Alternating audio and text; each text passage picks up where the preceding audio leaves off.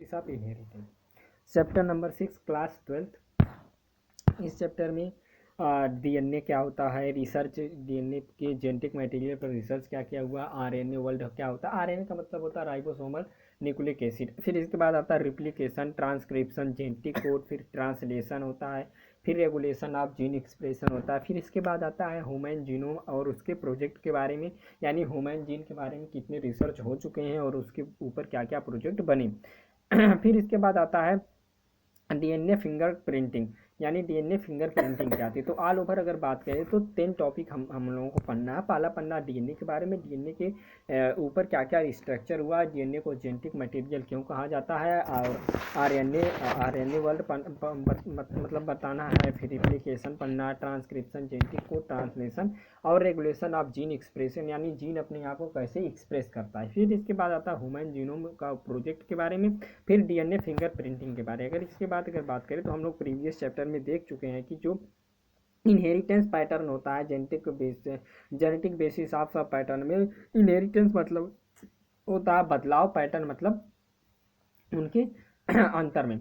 At the time of Mendel के समय में क्या हुआ था कि जब हम लोगों ने जेनेटिक्स पढ़ रहे थे, तो उस समय मेंडल के समय में क्या हुआ था कि उस समय में those nature factor regulating the factor pattern to the inheritance was not clear. उस समय कुछ ऐसी चीज़ें दो क्लियर नहीं थी, जैसे कि over are the next 100 years, अब तक 100 साल हो गए हैं कि nature of putativity genetic material was the in investigative culminating the relations of that a DNA को डीऑक्सी राइबोन्यूक्लिक एसिड कहा जाता है, और जो एक ही जेनेटिक मटेरियल होता है and used for the majority of organism, यानी अधिकांशतः जितने भी ऑर्गेनिज्म हमें देखने को मिलते हैं या दिखाई देते हैं, उनका जो जेनेटिक मटेरियल होता है वह डीएनए होता है।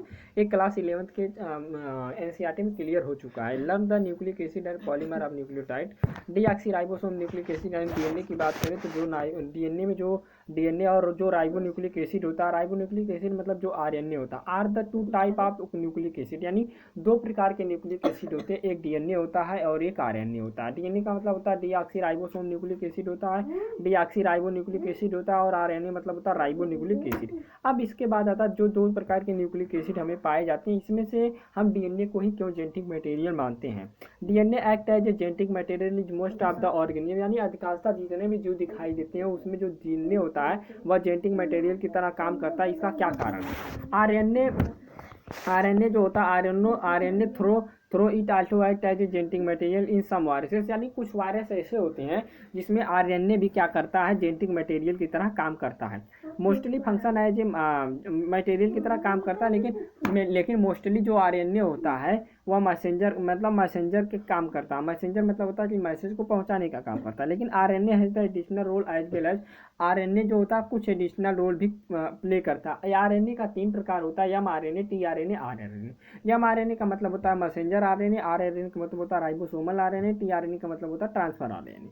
इसके बाद अगर आरएनए के फंक्शन के बारे में बात करें तो इसमें एडाप्टर स्ट्रक्चर होता है, और इन सब कई केस में कैटेलिटिक मॉलिक्यूल के रूप में भी काम करता है। अगर क्लास 11 की बात करें तो ऑलरेडी हम लोगों ने पढ़ चुके हैं कि न्यूक्लियोटाइड क्या होता है और एक किस वे से मोनोमर यूनिट को लिंक करता है न्यूक्लिक एसिड के पॉलीमर के साथ, यानी मोनोमर के यूनिट को पॉलीमर के यूनिट के साथ कैसे यह लिंक करता है। इस चैप्टर में हम लोग जानेंगे कि डिस्कस स्ट्रक्चर ऑफ डीएनए, यानी जो डीएनए होता है उसका स्ट्रक्चर कैसे होता है, वह कैसे बनता है और वह कैसे रिप्लिकेशन करता है। रिप्लिकेशन का मतलब होता है कैसे फिर दूसरे डीएनए को बनाता है। और फिर इसके बाद होता है इस प्रोसेस में आरएनए क्या इसकी सहायता करता है। डीएनए का होता है, डीएनए को ट्रांसक्रिप्शन भी कहा जाता है। डीएनए रिप्लिकेशन करता है, रिप्लिकेशन के प्रोसेस में बनता है आरएनए, आरएनए के बाद फ्रॉम टू डीएनए, यानी आरएनए से डीएनए बनना, यानी जिसमें ट्रांसक्रिप्शन होता है। तो the genetic code determine the sequence of amino acid in protein, यानी किस प्रकार से एमिनो एसिड की प्रोटीन के सीक्वेंस को डिटरमाइन किया जाता है, यानी जाना जाता है। The process of protein synthesis, यानी जो प्रोटीन सिंथेसिस की प्रोसेस होती है, प्रोटीन बनाने की प्रक्रिया होती है, उसे ट्रांसलेशन कहा जाता है।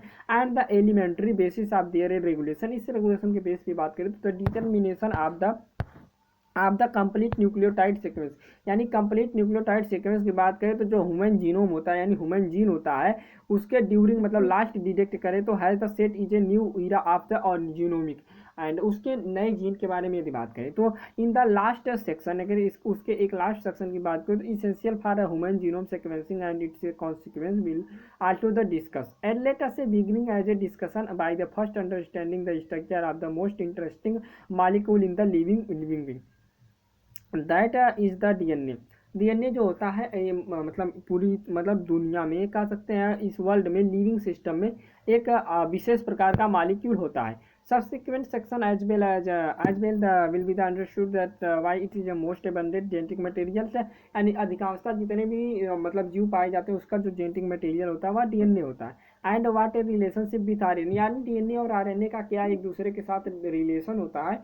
और फिर इसके बाद डीएनए, अब बात आती है डीएनए पे। डीएनए है क्या? वास्तविक रूप से डीएनए को डीएनए क्यों कहा गया, यानी क्या जरूरत है डीएनए को जेनेटिक मटेरियल बनाने को, आरएनए क्यों नहीं जेनेटिक मटेरियल बना, मुद्दा यह है। तो DNA is a long polymer of deoxyribosome nucleic acid, यानी जो डीएनए होता है ये लॉन्ग पॉलीमर होता है किसका, डीऑक्सीराइबोसोम न्यूक्लिक एसिड का। फिर इसके बाद आता है लेंथ ऑफ डीएनए, यानी डीएनए की लेंथ इतनी होती है कि यदि हम चंद्रमा पर जाए और चंद्रमा से यहाँ पृथ्वी पर आ जाए, फिर चंद्रमा पर जाए, फिर पृथ्वी पर आए, तो इतनी लेंथ जो होती है डीएनए की होती है हर ह्यूमन जीनोम में। और usually the define as a number of nucleotide, इसको किसके बेस पे डिफाइन किया जाता है, न्यूक्लियोटाइड के बेस पे डिफाइन किया जाता है। As a pair of nucleotide, यानी जो पेयर ऑफ न्यूक्लियोटाइड होता है वह क्या रेफर करता है, बेस पेयर को रेफर करता है। प्रेजेंट इट, यानी इस समय में जो उपस्थित है। This is also character of the organism, एक क्या होता है, एक ऑर्गेनिज्म का कैरेक्टरिस्टिक होता है। बैक्टीरियोफेज के बारे में हम लोग जानते हैं, bacteriophage known as the psi into 174 has the, यानी जो बैक्टीरियोफेज होता है, बैक्टीरियोफेज को हम डिनोट करते हैं साई 174, यानी 174, जिसमें कितने न्यूक्लियोटाइड होते हैं, जिसमें 5,386 न्यूक्लियोटाइड देखने को मिलते हैं। बैक्टीरियोफेज लैम्डा की बात करें तो जो बैक्टीरियोफेज लैम्डा होता है उसमें 48,502 बेस पेयर देखने को मिलते हैं। इस्चेरिशिया कोलाई की बात करें तो 4.6 × 10⁻⁶ बेस पेयर देखने को मिलता है। इसी बात अब बात करें तो जो हैप्लॉइड कंटेंट होता है ह्यूमन जीनोम का, यानी हम लोग जो होते हैं डिप्लॉइड और हैप्लॉइड दोनों प्रकार का कंटेंट पाया जाता है। यानी हैप्लॉइड में बात करें तो 3.3 × 10⁻9 बेस पेयर पाया जाता है। Let us discussion from the structure of longer polymer. अब हम बात करेंगे स्ट्रक्चर ऑफ पॉलीन्यूक्लियोटाइड चेन, यानी जो पॉलीन्यूक्लियोटाइड यानी जो पॉलीन्यूक्लियोटाइड होता है उसका स्ट्रक्चर कैसा होता है, उसके स्ट्रक्चर के बारे में बात करें तो लेटस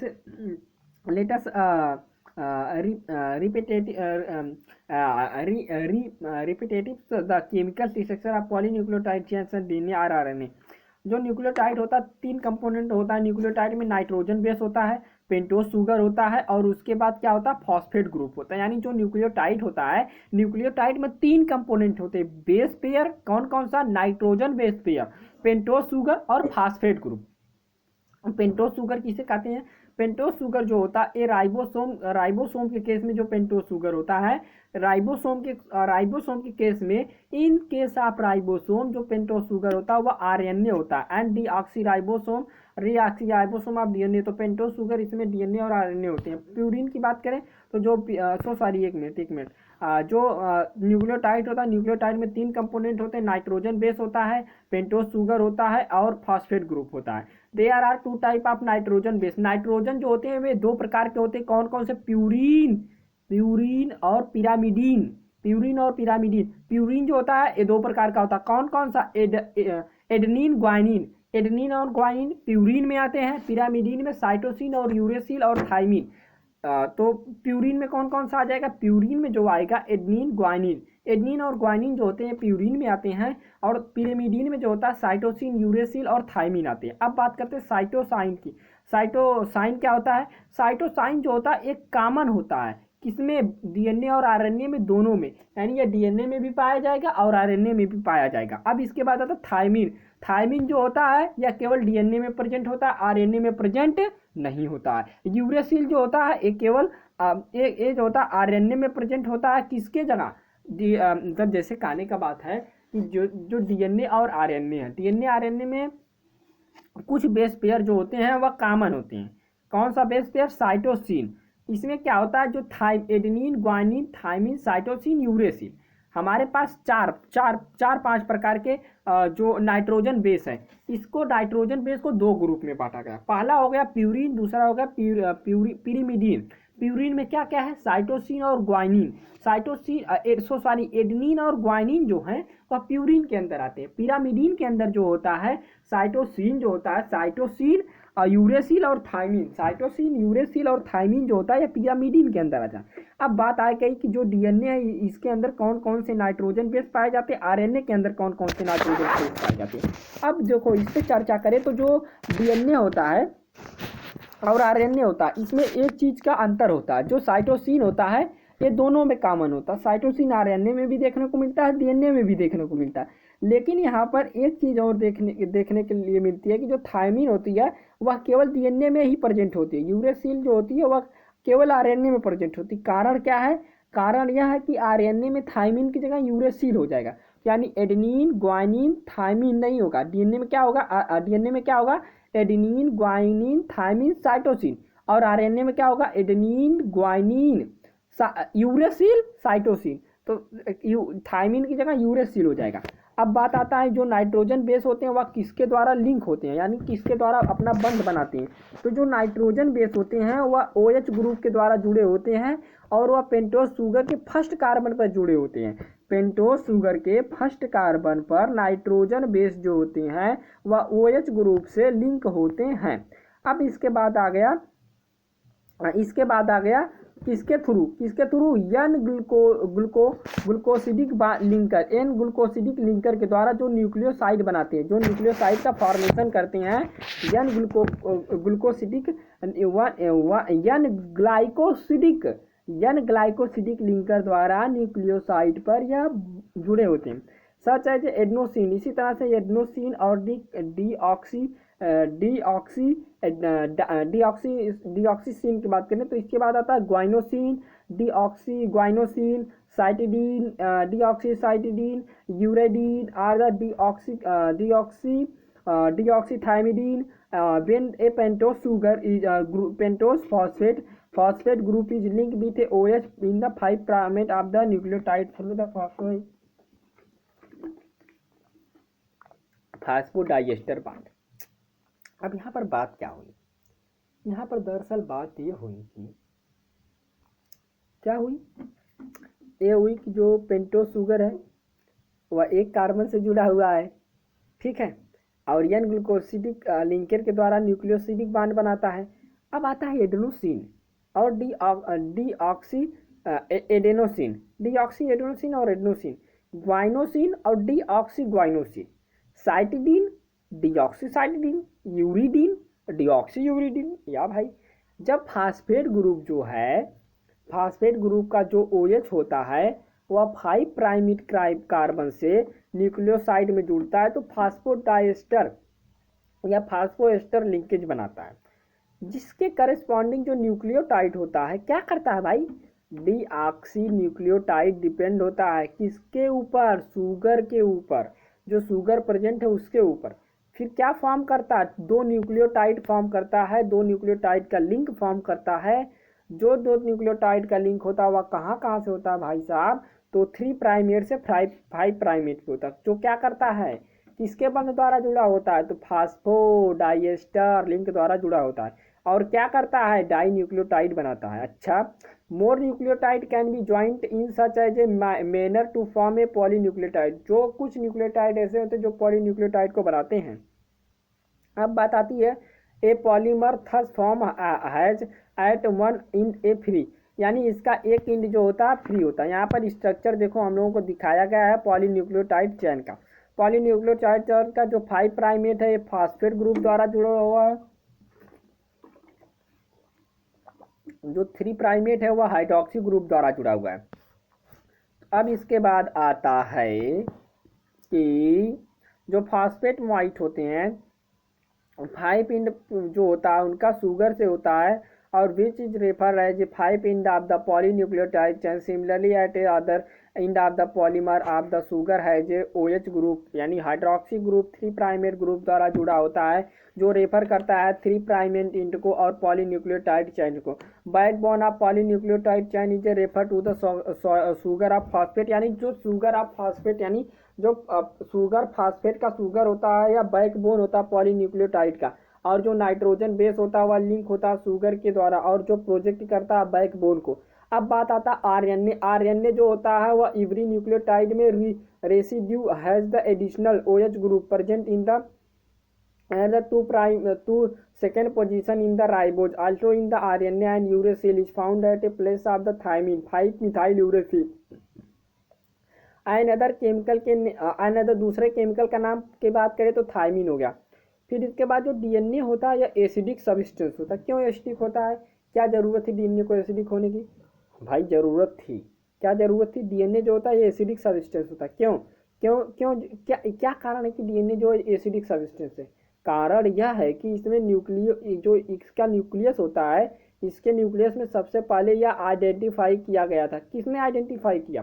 फ्रीडिक्स मेसर ने। कब आइडेंटिफाई किया? 1859 में। क्या आइडेंटिफाई किया? जो इसके न्यूक्लियस होते हैं उसको निकली का। फिर इसके बाद how do you to technical limitation is isolation such as a long polymer interact in the elucidation of structure of DNA remained elusive for a very long period of its science. It was only in the 1953 that James Watson and Fritz Crick, यानी 1953 में जो James Watson और फ्रिक्स थे, क्या किया इन्होंने x ray diffraction के data के द्वारा इन्होंने डीएनए की सूचनाओं को लिया और म्यूरिक विल्किन और रोसालिन फ्रैंकलिन ने प्रपोज किया सिंपल से। क्या सिंपल? वेरी जो डीएनए है यह डबल हेलिक्स है। पहले इसका एक्सरे किसने लिया था? इसका एक्सरे लेने वाले जो थे, एक्सरे जो लेने वाले थे ये थे वाटसन फ्रैंक्स क्रिक थे, और इसको एक्सरे के बाद इन्होंने इसके ऊपर कुछ डाटा बेस बनाए। जब इनका डाटा बन गया तो इसके बाद म्यूरिक विल्किन तो रोसालिन और फ्रैंकलिन जो ने इन्होंने प्रपोज किया कि जो फेमस है डीएनए वह डबल हेलिक्स मॉडल है, जिसका स्ट्रक्चर डीएनए का दिया गया। One of the hallmark of their proposition was base pairing between the two standard and nucleotide chain. However, this proposition was also based on the absorption of Irwin चार graph. इसके बीच में चार graph आकर के कूद पड़े। चार ग्राफ ने क्या बताया? चार ग्राफ ने बताया भाई देखो बात तो सही है कि डीएनए डबल स्टैंडर्ड हो सकता है, लेकिन इनके बीच में इन्होंने रेशियो बता दिया। क्या रेशियो बता दिया? हमने कितने नाइट्रोजन बेस हमारे पास थे? हमारे पास दो प्रकार के नाइट्रोजन बेस थे, प्यूरिडीन पिरिमिडीन। प्यूरिडीन में कौन कौन था? ग्वाइनिन और एडेनिन और ग्वाइनिन, थायमिन, यूरेसिल, साइटोसिन, ये थे प्यूरिडीन में। एक बार हम फिर से रिकॉल कर लेते हैं। अगर पुनः रिकॉल करना चाहें तो हम लोग जानते हैं कि हमारे पास दो नाइट्रोजन बेस होते हैं, प्यूरिन और पिरिमिडीन। जो प्यूरिन होता है इसमें एडेनिन और ग्वाइनिन होता है, पिरिमिडीन में साइटोसिन, यूरेसिल और थायमिन होता है। इसके बाद आ गए चार ग्राफ। भाई चार ग्राफ ने बताया कि देखिए ऐसा है कि हम लोगों को नाइट्रोजन बेस मिला था और नाइट्रोजन बेस में दो चीज़ें मिली थी, प्यूरिन और पिरिमिडीन। प्यूरिन में एडेनिन और ग्वाइनिन था और पिरिमिडीन में थायमिन, यूरेसिल और साइटोसिन था। तो क्या हुआ भाई? हुआ यह कि जो डीएनए होता है वह डबल हेलिक्स होता है। लेकिन क्यों? इसके रेशियो के बारे में उन्होंने बताया। उन्होंने बताया कि जो एडेनिन और थायमिन है, ग्वानिन और साइटोसिन है, इनका जो रेशियो होता है वह कांस्टेंट होता है, इक्वल होता है। यानी यदि हम एडेनिन और थायमिन को जोड़ेंगे तो वह ग्वानिन और साइटोसिन के बराबर हो जाएगा। यह बात किसने बताई थी? ये बात चार ग्राफ ने बताई थी। और इसके बाद इन्होंने क्या और एक्सप्लेन किया? चार ग्राफ ने बताया कि जो बेस पेयरिंग होता है वह कंफर्म करता है वेरी यूनिक प्रॉपर्टी को। किसके यूनिक प्रॉपर्टी को? चार ग्राफ ने बताया कि जो बेस पेयर होता है वह किसके यूनिक प्रॉपर्टी को रेफर करता है? वह रेफर करता है पॉलीन्यूक्लियोटाइड चैन में यूनिक प्रॉपर्टी को। फिर इसके बाद क्या हुआ? They are said to the complementary, या एक दूसरे के कम्प्लीमेंट्री होते हैं। किसके? ईच अदर, मतलब एक दूसरे के कॉपी होते हैं। कौन? डीएनए में जो डबल हेलिक्स होता है वह बना हुआ होता है, तो एक दूसरे का कॉपी होता है। इसके बाद हुआ क्या? इसके बाद यह हुआ कि जो सीक्वेंस है बेस पेयर का स्टैंडर्ड का नोन है जो sequence of other standard can be the predict also if each stand of DNA let us call it as a parental DNA. उसको पैरेंटल डीएनए कहा जाता है। यानी जो डीएनए पर सूचना दूसरा स्टैंडर्ड कॉपी करता है, जो पहला स्टैंडर्ड होता है उसको पैरेंटल डीएनए कहा जाता है। और act as a template of synthesis of a new standard, जो पेरेंट डीएनए होता है वह न्यू डीएनए का सिंथेसिस करता है यानी फॉर्मेशन करता है यानी कॉपी बनाता है। फिर इसके बाद the two double standard DNA यानी दो डबल स्टैंडर्ड डीएनए आया कहाँ से, तो दो double standard DNA let us call them the daughter DNA and other thus produce and the would be the identical to the parental DNA molecule यानी जो parental DNA molecule होता है वह because of this the genetic implication of structure DNA becomes very clear यानी DNA के बीच DNA के बारे में कुछ यहाँ पर महत्वपूर्ण बातें बताई गई हैं। पहली बातें यह बताई गई कि जो डीएनए के कुछ साइलेंट फीचर होते हैं डबल हेलिक्स स्ट्रक्चर में जो कि डीएनए में हमें दिखाई नहीं देता है या हमें मतलब जल्दी पता नहीं पड़ता। तो जो डीएनए होता है डीएनए का जो डबल हेलिक्स मॉडल होता है डबल हेलिक्स में क्या ऐसी सूचनाएं हैं कि जो साइलेंट है हम लोगों को नहीं पता है। तो पहली सूचना के बारे में यदि बात करें तो पहली सूचना यह है कि ये जो बना होता है दो पॉलीन्यूक्लियोटाइड चेन से बना होता है। भाई डबल हेलिक्स है तो दो पॉलीन्यूक्लियोटाइड चेन से बनेगा ही। दूसरी बात यह है कि जो इसका बैकबोन होता है वह किसका कॉन्स्टिट्यूएंट होता है, फास्फेट शुगर का कॉन्स्टिट्यूएंट होता है। और जो बेस पेयर होता है बेस होता है इसका प्रोजेक्ट होता है, इसके इनसाइड बेस जो होता है ये प्रोजेक्ट होता है। अब इसके बाद आता है जो टू चैन होता है वह एंटी पैरेलल पोलैरिटी का होता है यानी जो डीएनए में जो जो होते हैं हेलिक्स होते हैं वह एक दूसरे के एंटी पैरेलल होते हैं यानी अपोजिट होते हैं। यदि एक 3 प्राइमेट टू 5 प्राइमेट जाएगा तो दूसरा 5 प्राइमेट टू 3 प्राइमेट जाएगा। और इसके बाद एंटी पैरेलल का मतलब है कि एक की पोलैरिटी 5 प्राइमेट टू 3 प्राइमेट है तो दूसरे की पोलैरिटी 3 प्राइमेट टू 5 प्राइमेट है। जो बेस होता है या दो स्टैंडर्ड होता है जो पेयर करता है हाइड्रोजन बांड को, जो बेस होता है हाइड्रोजन पेन को पेयर करता है एडेनिन और ग्वानिन, एडेनिन और थाइमिन के बीच में दो बांड पेयर होते हैं। ग्वानिन और साइटोसिन के बीच में 3 हाइड्रोजन बांड होते हैं। तो यहाँ पर बताया गया है कि जो बॉन्डिंग हाइड्रोजन बांड द्वारा एक दूसरे से बेस पेयरिंग करते हैं जुड़े हुए होते हैं। एडेनिन जो होता है वह 2 हाइड्रोजन बांड द्वारा थाइमिन के साथ जुड़ा होता है अपोजिट स्टैंडर्ड पे वाइस वर्सा सिमिलरली। इसी प्रकार से यदि ग्वानिन और साइटोसिन की बात करें तो ग्वानिन और साइटोसिन 3 हाइड्रोजन बांड द्वारा जुड़े होते हैं एक दूसरे से और जिसके फलस्वरूप क्या होता है purine comes opposite to pyrimidine यानी प्यूरिन पिरामिडिन की अपोजिट होती है या दिखाई देती है। इसके बाद जनरेट होता है approximately uniform distance between the two DNA strand of helix.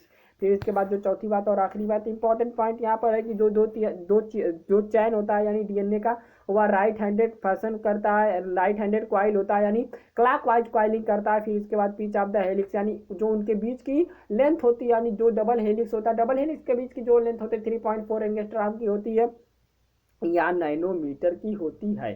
फिर इसके बाद नैनोमीटर में होता है वह बिलियन ऑफ द मीटर यानी 10⁻⁹ मीटर यानी 3.4 इंटू 10⁻⁹ मीटर की लेंथ होती है। एंड फिर इसके बाद देयर आर रफली 10 बेस के बीच में जो गैप होता है एक बार जब मुड़ जाता है डीएनए डबल हेलिक्स उसके बीच में जो बेस पेयर होता है वह 10 बेस पेयर होता है।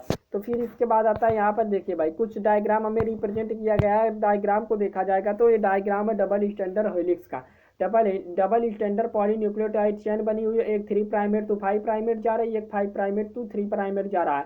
तो यहाँ पर हाइड्रोजन बांड है, हाइड्रोजन बांड एडेनिन और ग्वानिन के बीच में एडेनिन और थाइमिन के बीच में 2 हाइड्रोजन बांड देखने को मिलता है। ग्वानिन और साइटोसिन के बीच में 3 हाइड्रोजन बांड देखने को मिलता है। और यहाँ पर यह इसके अंदर की जो लेंथ होती है 3.4 नैनोमीटर होती है। अब इसके बाद हम बात करेंगे टर्स occasionally in the distance between the base pair in the helix approximately 0.34 nanometre यानी एक जो 10 पेयर होते हैं 10 पेयर की जो लेंथ होती है वह 3.4 नैनोमीटर की होती है यानी 3.4 गुणे 10 के घाते -9 नैनोमीटर। लेकिन यदि इसी मीटर होती है भाई नैनोमीटर नहीं। इसी के बाद यदि डीएनए के एक स्ट्रैंड की बात करें तो 0.34 या 5 कह सकते हैं अप्रॉक्सीमेटली नैनोमीटर का होता है। इसके बाद करें हम तो plane of one base pair take over the other base pair यानी एक बेस पेयर दूसरे बेस पेयर का क्या होता है कॉपी होता है और उसके ऊपर लगा हुआ होता है हेलिक्स में। This addition to hydrogen bond या किसके द्वारा जुड़ा हुआ होता है हाइड्रोजन बांड द्वारा जुड़ा हुआ होता है। और इसके बाद क्या हुआ इसके बाद जो स्टेबिलिटी होती है हेलिक्स की स्ट्रक्चर की वो क्या करता है कंपेयर करता है the structure of purine and pyramids. Can you find out why the distance between into the two nucleotide chain in the DNA remain the almost constant? The proposition of a double helix structure of DNA and implicity in the explain in the genetic implications from the revolution. Very soon, Franks and Crick proposed the central dogma in molecular biology. Central dogma of molecular biology किसने दिया था? फ्रिंक्स और Crick's ने। फ्रिंक और Chris ने central dogma of molecular biology दिया था which state the genetic information from the DNA RNA protein. इन्होंने बताया कि पहले जो डीएनए में इन्फॉर्मेशन होता है वो आरएनए में भेजा जाता है, आरएनए के बाद प्रोटीन में भेजा जाता है। इसको किसको दिया था? सेंट्रल डोग्मा द्वारा। तो यानी डीएनए से डीएनए में जब कोई भी जो कोई भी सूचनाएं भेजना होगा तो उसके लिए रिप्लिकेशन करना पड़ेगा, और उसके बाद जब डीएनए से आरएनए में कोई सूचनाएं भेजनी होगी तो उसके लिए ट्रांसक्रिप्शन करना होगा। रिप्लिकेशन ट्रांसक्रिप्शन है सेंट्रल डोग्मा फिक्स। और इसको देने वाले जो थे फ्रांकिस और क्रिक थे। इन्होंने बताया कि जब डीएनए से डीएनए में कोई सूचना होगी तो उसके लिए रिप्लिकेशन होगा, जब डीएनए से आरएनए में कोई चीज़ जाएगी तो उसके लिए ट्रांसलेशन होगा, और उसके बाद ट्रांसक्रिप्शन होगा, या आरएनए से प्रोटीन में कोई चीज़ जाएगी तो उसके लिए ट्रांसक्रिप्शन होगा। तो ये था central dogma of biology. This is a given by the sorry कौन दिए थे? सेंट्रल क्रिक्स ने दिया था सेंट्रल डोग्मा को।